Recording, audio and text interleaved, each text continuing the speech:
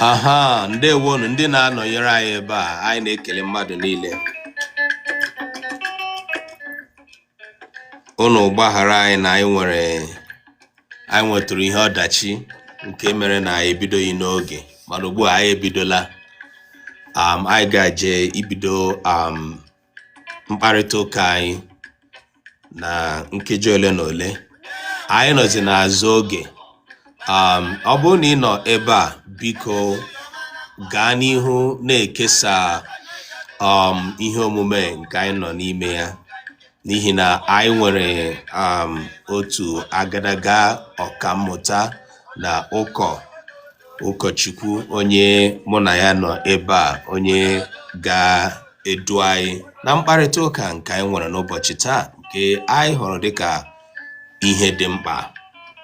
Mkparịta ụka ihe gbasara ọjị Igbo. Ọ bụrụ na ị bụ nwa afọ Igbo, ị ga-ama ihe ọjị pụtara. Ọ bụrụ na ị bụghị nwa afọ Igbo n'ebe a, unfortunately, mkparịta ụka anyị predominantly will be in Igbo language. Not as if we're not going to blow some grammar. We will try to make our conversation a little bit inclusive. N'ihi na ụkọchukwu Reverend Father Dr. Adunchezo, onye mụ na ya ga-anọ ebe a, bụ onye mara nke ọ na-eme n'isiokwu nke anyị gaje ileba anya. Biko ọnwụ niile ebe a, nyere anyị aka tụsa ozi a. Aga m eji otu nkeji ugbu a tụsakwuo na ndị nke nọ na ndị na-esonye anyị na WhatsApp, ka anyị nwee ike igwe ka ha mara na anyị ebidola. Okay, nye m otu nkeji ka m ji mee nke a.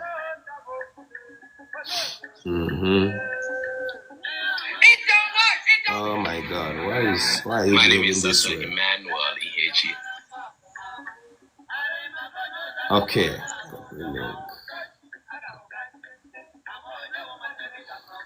Alright, ndị na-esoro anyị, biko nụ nyere anyị aka tụsa ozi a, nyere anyị aka gwa ndị mmadụ na anyị ebidola, n'ihi na anyị mere ọtụtụ ndị mmadụ mara na anyị ga-anọ ebe a inwe mkparịta ụka.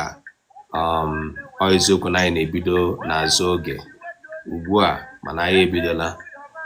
Menụ ka ha mara na anyị ebidola. Ndewo, ọ bụ na ị bụ onye Igbo na-esoro anyị ebidola nụ.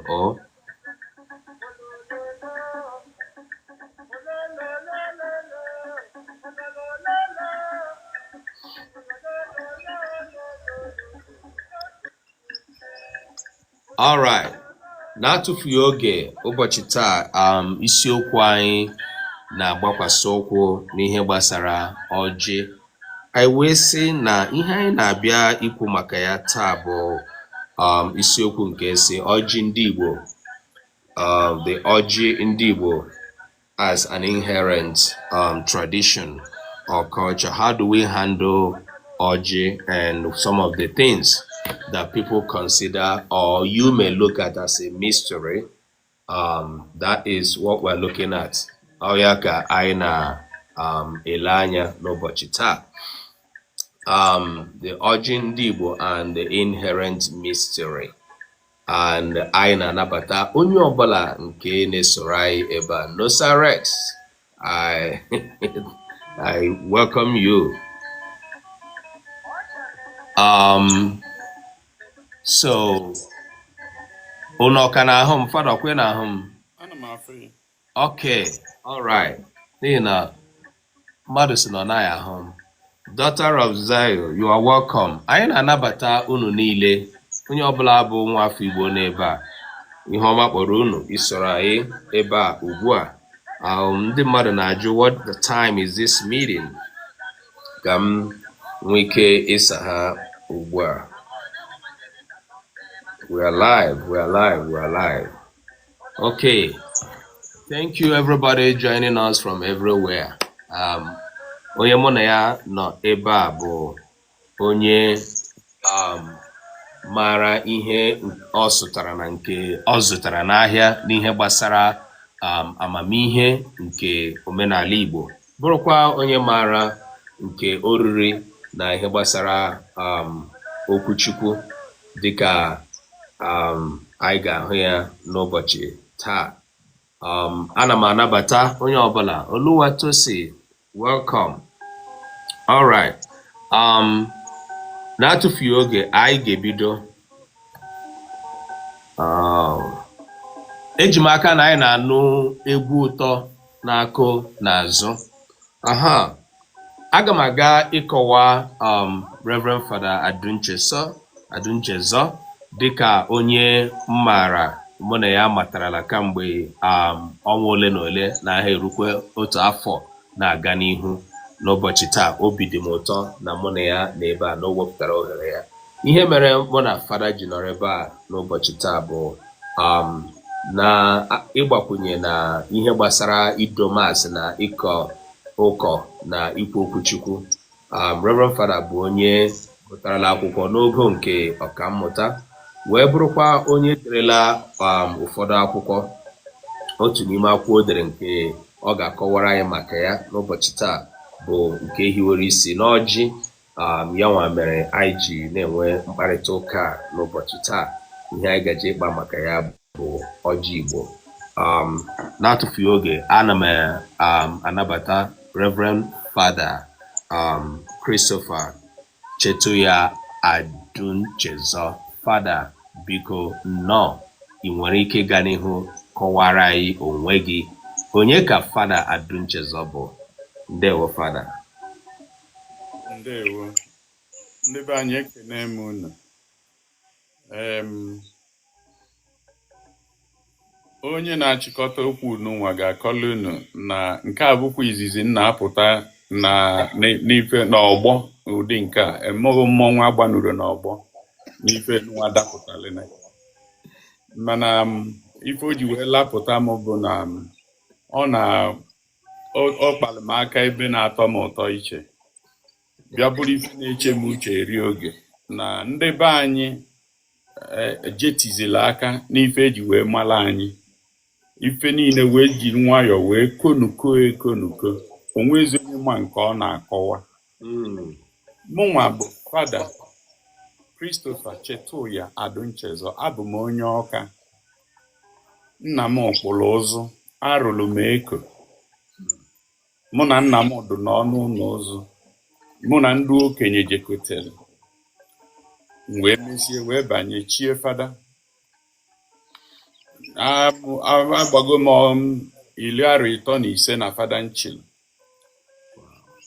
Wee bụrụ na agụrụ m akwụkwọ nkeji nke mbụ, nke abụọ, nke ịtọ, bata na ise, nweche asambodo na fancha.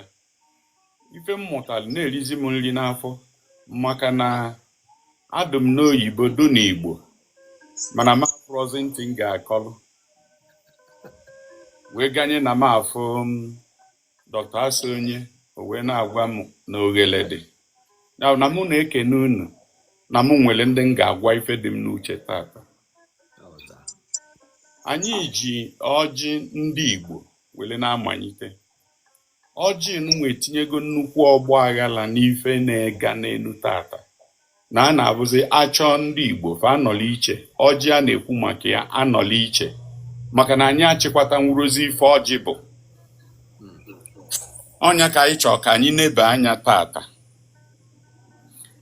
Ebe m ga-ebido bụ ịkọwagodi gịnị bụ ọjị. Fada, kpụrụ okwu gị n'ọnụ dịka ị na-akọwa onwe gị. Anyị na-anabata gị.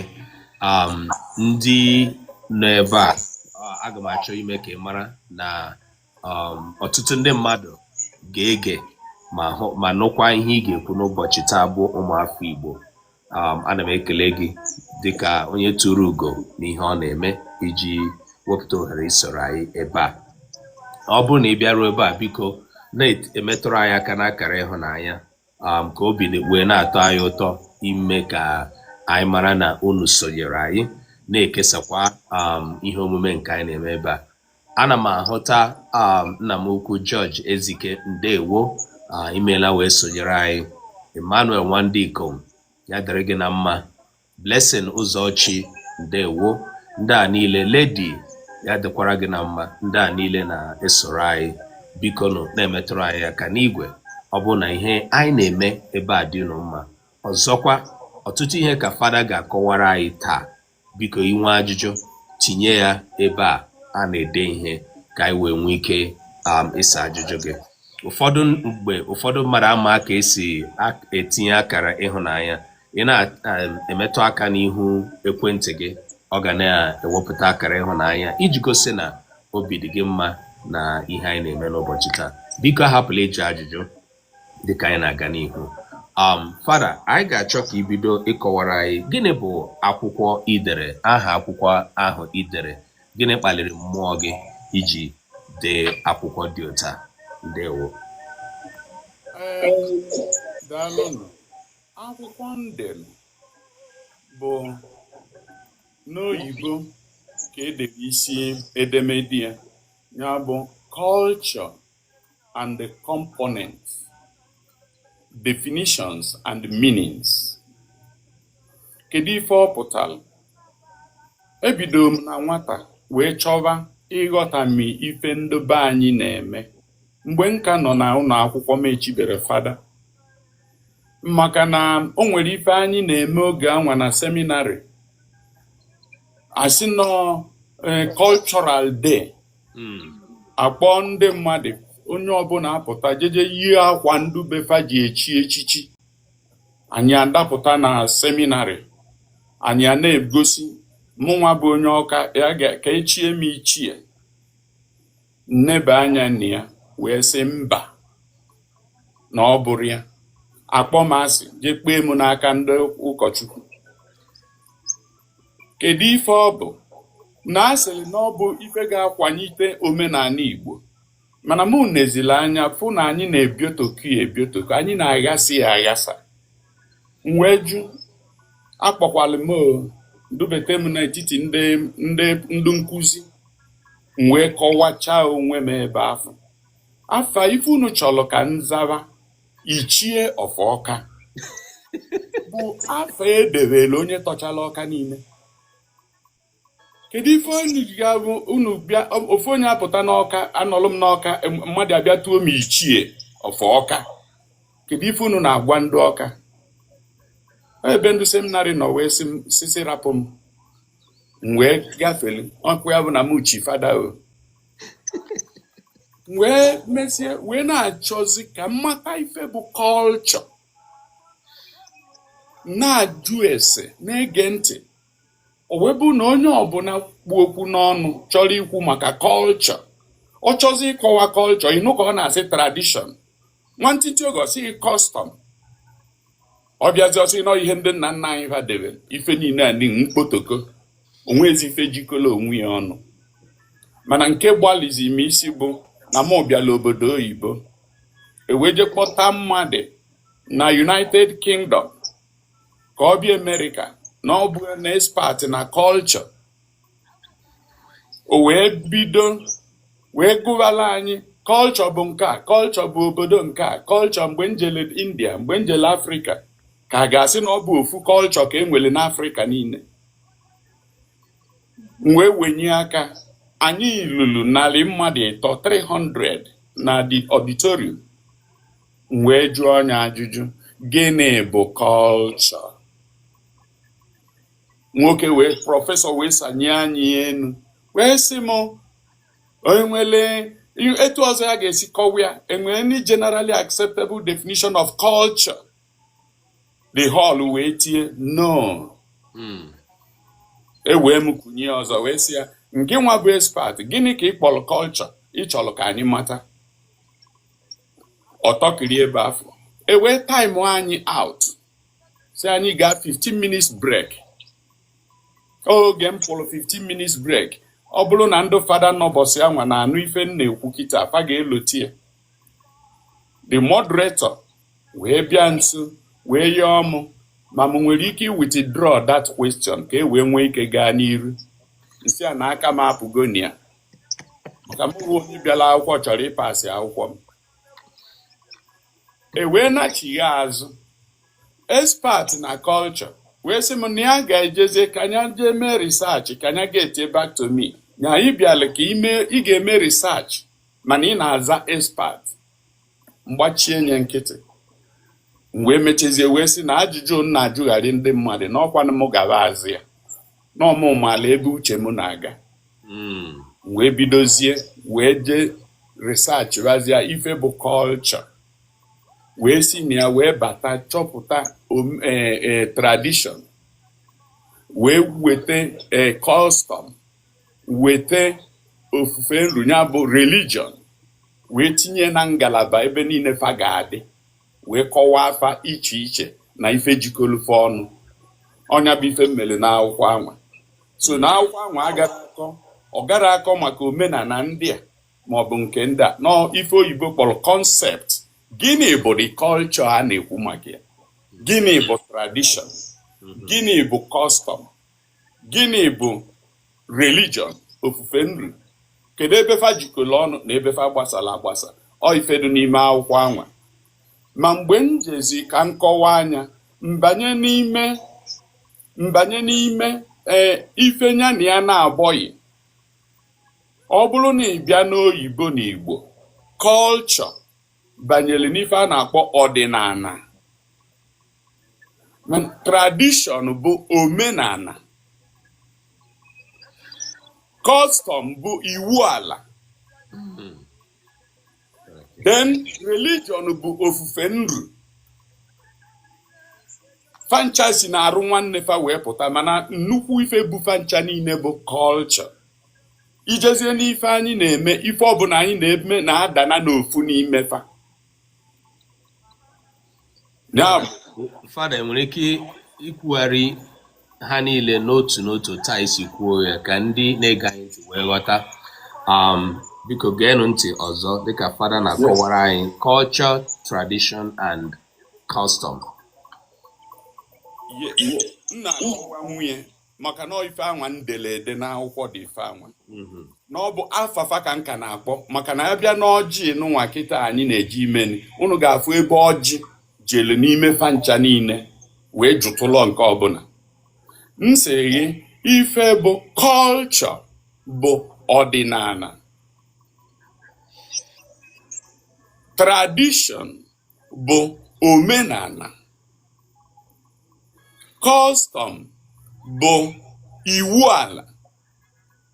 Fada dosi ebe ahụ ka anyị wee jụọ ndị nọ na ndị na-ege anyị ntị, enwere onye maara ihe ọzọ gbasara culture, tradition and custom nke emegidere ihe Reverend Fada kọwara anyị ebe a? Mụ onwe m kwenyere 100% na nkọwa ya dịka mụnwa si mara, mana ọwụ na ị chere na culture abụghị ọdịnala, tradition abụghị omenala, custom abụghị iwu ala, biko tinyere anyị uche gị ebe ahụ. Religion abụghị ofufe nru. Religion abụghị ofufe nru, which is the fourth one of his definition. Tinyere anyị ebe ahụ. Ana m anabata unu niile. Bueze Tech Kingsley, you're welcome. Ana m anabata ndị niile batara mgbe fada na-akọwa onwe ya na-akọwakwanụ akwụkwọ o dere. O techabe anyị bidoro. Ọ bụrụ na ị na-esonye anyị ugbu a, mara na iso n'ihe a na-eme, biko gbaa mbọ na-ekesara anyị ihe omume anyị na-eme ebe a na-emetụkwara anyị aka na akara ịhụnanya. Biko ọ dịka unu na-emekwa, ọwụnụ na ihe fada na-ekwu masịrị unu esorokwa fada. O nwere akaụntụ ebe ahụ, akaụntụ ya nke na-egosi nwanne ya nwaanyị o ji mere screen saver ịgwa gị ụdị ịhụnanya o nwere ebe nwanne ya nwaanyị nọ. Onye mụ na ya na ebe a bụ Reverend Fada Christopher Chetuya Adunchezo, onye bụ otu n'ime ndị mmaara bụ ọkachamara n'ihe gbasara mgbe ọbụla a na-ekwu okwu ọjị dịka ọdịnala maọbụ omenala Igbo. Anyị ka nọ na nkọwa ka anyị gakwa n'ihu. Fada, over to you. Ọdụmma, anụrụ m oge isili definition, aka m abanyere na definition. Afa ka m na-akpọ mkpọ afa n'oyibo, nkwuo ife ọ bụ n'Igbo. Unu ka ga-emeche chọpụta ife dị iche na fancha niile mgbe m ga-akọwa ya. Ọjị ga-ewepụta akụkụ ya, mana uju ya ga-adị n'ime akwụkwọ anwa. Ya bụ ebe nne ka anyị baa n'ọjị anwa ọkwa anyị gaba ya gawa n'ihu fada. oke ọjị ndị Igbo na ife omimi gbasatala ya. Nke izizi, gịnị bụ ọjị? Ọjị bụ mkpụrụ osisi anamịpụtara ebe ọ na-eto bụ n'akụkụ ebe a na-asị mangrove and rainforest vegetation. Ọnya bụ ngalaba ebe n'ibu a na-asị ala ndị Igbo na Naịjirịa. N'ebe afọ ka ọjị nke be anyị, kedu ife kpata eji etinyere ndị Igbo? Ife eji etinyere ndị Igbo bụ enwere ana ndị ọzọ na-epu ọjị, mana ọjị fa na-epu ụdị iche. Ana ndị akụkụ Yoruba nwere ọjị nke na-epu na befa. Ife eji mara ọjị na-epu na Yoruba bụ na ọ na-agbasa ọsọ ile na abọ, ọ dị akarị ịbụọ, sọsọ ịbụọ ka ọ na-adị. Nke nwa na-agba na Yoruba bụ ya bụ nke ndị Hausa na-ata kpatala ọnya ka a na-akpọ gworo.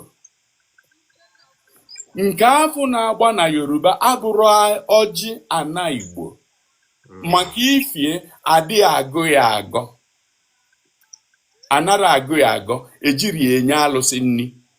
Ndị Igbo ejiri ya agwa Chukwu okwu. Nke niile epu n'ala Igbo, ọjị na-epu na-abụ ọmịa, o wepụta karịa ile na-abọ banye na nke ịtọ. Ile na-abọ afọ ya bụ awa anya. Ọ bụrụ na ọ bụ ọjị Igbo, ịwa ọjị Igbo onye sọsọ ile na-abọ, a ga-awụfie n'ilo, ọ ghọgolo ọjị nwa mmụọ, adị ata ya ata. Ọ bụrụ na ọ gbaa ịtọ, ebe afọ ka mkpụrụ ọjị Igbo si ebido. Etu o si ebido bụ na ịtọ. Kedu ife kpatala o ji ọ bụrụ ịtọ nke nwere afa ịtọ, ịnọ na asaa?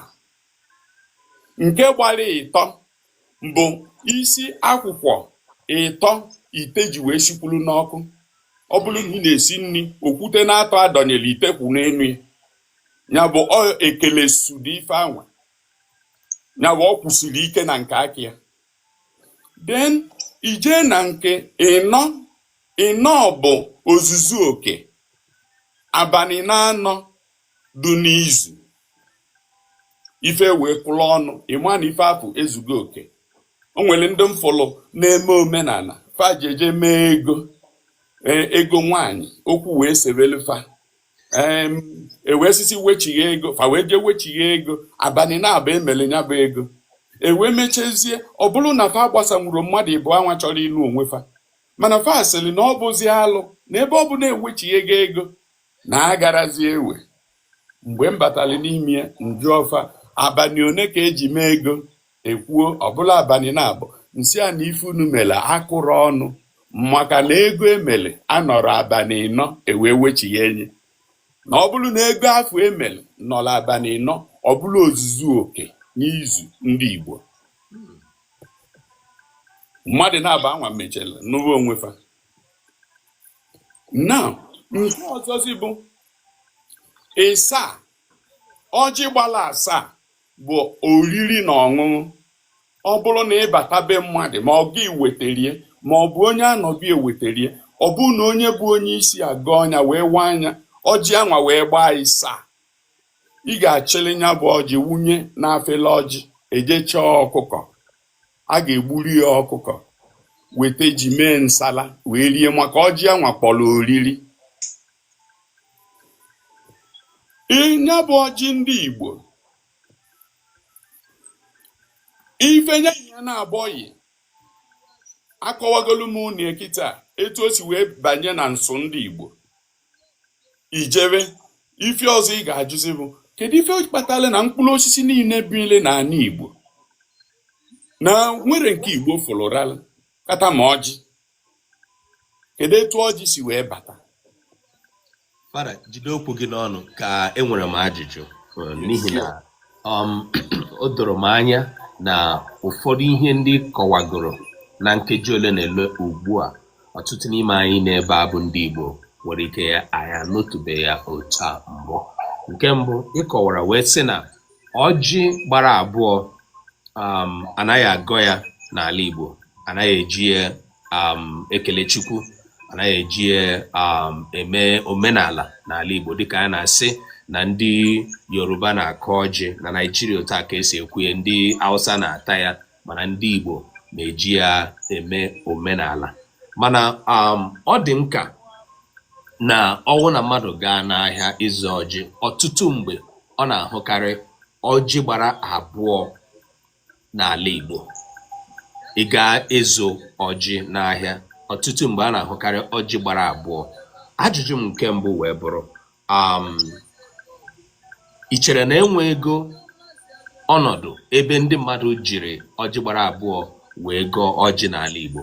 Ọ bụrụ na enwere ihe dị otu a, enwere ihe o nwere ike ịkpata, o nwere ihe adịghị mma o nwere ike ibute ọnwụ na-eji ọjị gbara abụọ wee gọọ ọjị? Nke mbụ, ọ nke onye na-ata ọmarị ya. Ọjị nke afọ na-agba ịbụọ ọdụka nke na-epu na ndị Yoruba, ọdụrọ ndị Igbo na nsọ.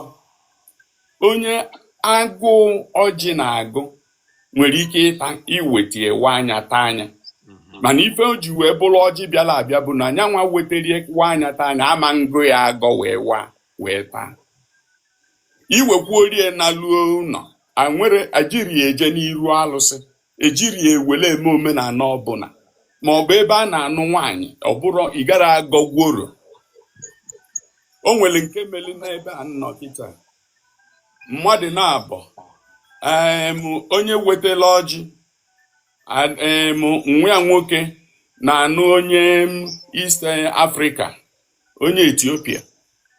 Onye wetala ọjị amara omenala ọjị. Ọ chọzịa ka ọwa anya bụ ọjị, ka onye ga-awa ọjị o jee chọta onye ọ kpọrọ frend ya nwoke ya nwa ga-awụ ya na nyanwa bịazịa kọọlụ m wee jụọ ya nwoke onye iwepụtara ọ nọ nso n'ụmụnna gị? Ọ sị m mba. Nsị o nwere onye ụmụnna gị nọ nso tọrọ gị nwa? Ọ sị m mba, na onye nke nnu ya nso bụ onye dị etu ọ bụrụ na obodo fana abọdụ kewere ọnụ, onye nke anwa tọlụ fancha. Wee sị ya ọ bụ onye anwa ka ọjị dịịlị, ọ bụrụ ọgụ nwa na-emie ọ natalichi. Onye nke anwa bụ onye ọjị dịịlị, ị gara anapụ nwunye. Mana ọ gwago onye nke ọzọ, ajụzịa m kedu ife a ga-eme. Nsị a na ị ga-arapụ onye ọjị dịịlị ka o bulu ụzọ wapụ ọjị, ọwazi anya ebe ọ bụ na ịgwago onye nya bịa olute ọfọsolibie lee. Mma na abụọ wee nyefe ọjị n'ọgbọ. Oge enyelefe ọjị, nke onye nke ya si nya gọọ, o wee jiri maka na onye nke ọzọ bụ onye Etiopia ebe a na-anụ nwaanyị.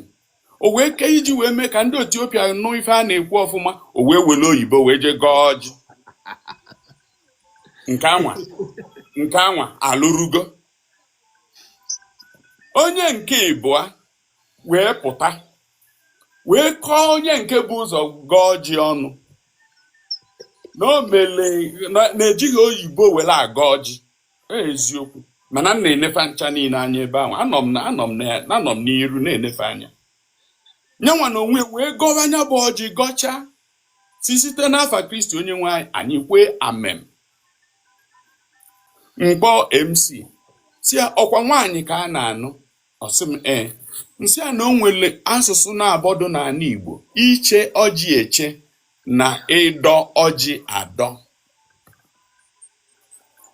Ọ bụrụ na ịbata be mmadụ, onye anwa nyeghị ọjị, onye anwa chelighi ọjị, mana mgbe otu na-abọ ndị na-abọ gbakọnatala ọnụ, ndị a bụ ndị Etiopia, ndị abụrụ ndị Igbo ewee weta ọjị. Igbo ga-adọlụ ọjị adọ, ọ gara eche ọjị eche. nyelu ndị Etiopia ọdụdọ ka a ga-adọ. Gịnị bụ ọdụdọ? Ị ga-awụnye ọjị na afele nwere nsọpụrụ jee dọba n'iru ndị afọ bịalenụ. Ọ bụrụ na fa mara eme ịkọwa alụfa, mana ị ga-adọlụfa ọjị maka fa bụ mba. MC ọnụkwa n'ife fada kwuru ọnụrọ elu ochie ndị niwe bidozie wee kọbazie ka esi wee mebichie mmemme abịala eje wele oyibo wee gọwa ọjị wee sifa ngwa unu niile chelini ka m bịa ka anyị na-ebenye anya. Onye nke ni sịrị na eji oyibo wee gọọ ọjị. Gị bụ onye butela ọjị ebute. Ọjị butere ọ bụ ọjị ndị Igbo ka ọ bụ nke ndị Yoruba? O wesị na ọjị ndị Yoruba. Nsị anya na o nwere ọjị ndị Igbo dị ebe afọ. Ọsị m nsị aso na nke nke Igbo onye izizi gọlọ ọjị Yoruba, onye nke Igbo ọgọ ọjị Yoruba. Ọ na-agwezili onye nyere ọjị nlisi a nwoke m ikwụsie ife a ike n'ala Igbo ịma na ikelire nwa gị maka na adị agọ ọjị afọ agọ. Fa abụọ wee daa. Ọ maka ajụjụ ị jụrụ ka m ji wee kọwara ya. Ife mmebi ya na ya na-abọ ya erigo nne. Ndụ niile na-eme ife a bụ ndị okenye, ndị akpọrọ okenye n'ebe afọ, ndị ụmụ nwegolo ụmụ. Mana fa marazi ife gbasara etu esi eme ya bụ ọjị ka o wee du ile. Nwoke ni amarọ nke wetala ọjị amarọ na okeliro nwa ya ekeli na nwa ya ejere ịnụ nwaanyị maka na ọ bụrụ ọjị Igbo ka a gọrọ. Nke onye nke Igbo anwa amarakwu na achọọ ịgọ ọjị Igbo, okenye ga-anọ ana n'oche ọgba nkwụ ọtọ wee gọọ ọjị. Anara akwụ ọtọ agwa ndị mmụọ okwu na gị na fa ararọ. oke ka m kọwachara ya, nwa ya nke ọzọ nke nwaanyị ewee gaa anụ di. O wee gwakwa m na ife ọjị nụnwa na ya chọzi ya nnọọ ya emechezie na ya ma mmezi na ya ma ntinye ọjị. Wee sị ya odo mma, ọ bụ na unu eje mechie nya bụ ife unu akpọkwana ya omenala makwali na ikeliro nwa gị na ị ka ga-eje ebe unu wee jeje kerie nwa gị. Ọ sị m ka na ụdị ọbụ ntị ahụ maka na ị nwere ike ikeli nwa na-awapụghị ọjị ndị Igbo. Ọ marọ na o nwere ike ikeli nwa na-awapụghị ọjị ndị Igbo. O wee tie mkpu, o wee jebe afịa, wee chọba ebe niile a ga-afụ ọjị ndị Igbo. Esorozi m wee jee ebe afọ mala etufasi wee wa. Mana ana m afụ ife fa na-eme ọjị n'obodo a. Onye kpata njijide n'akwụkwọ m si na ọjị Igbo ghala ana Igbo bịa obodo oyibo ife ọ fụrụ ya welu